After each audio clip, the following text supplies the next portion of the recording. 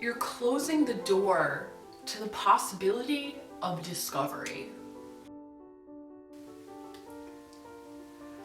I decided to become an artist at the age of 5 when a cousin of mine had come over to the house and he drew this horse on a paper bag, and I was so astonished that someone could replicate life in such a way that I said to myself, that is what I was going to do. I was going to make things. I graduated from Cooper Union in 1951, and I'm forever grateful to have received an education at one of the best schools in the world for design.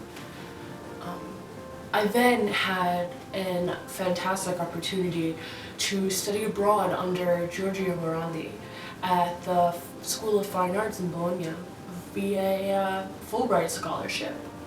And this was my opportunity to do good work.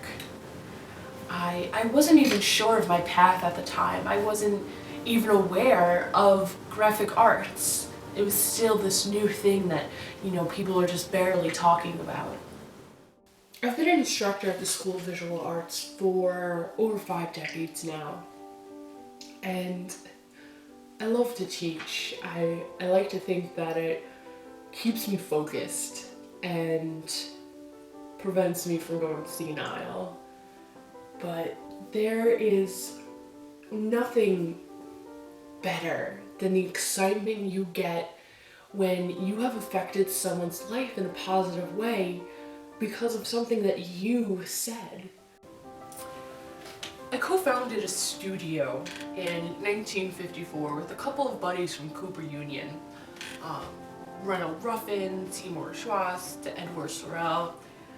We called it Pushpin, and we did some great work there.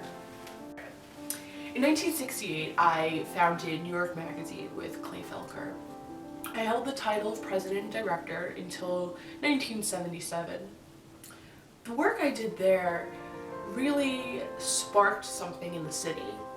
It set a precedent for other magazines and really stimulated a host of imitations. I sold my first piece of art when I was probably 8 years old. I used to draw these paintings of naked girls for the kids in my class, and I would sell them for a penny a piece. It wasn't much, but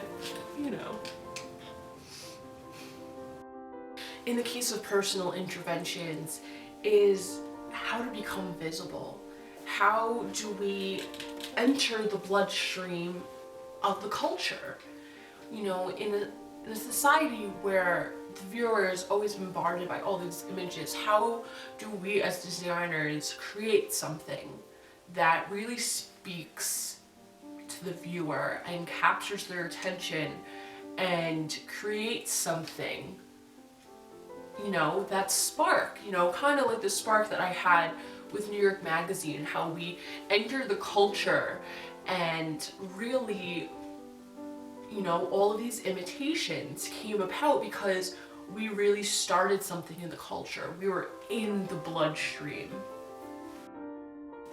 We have an intuition about the world, how things are.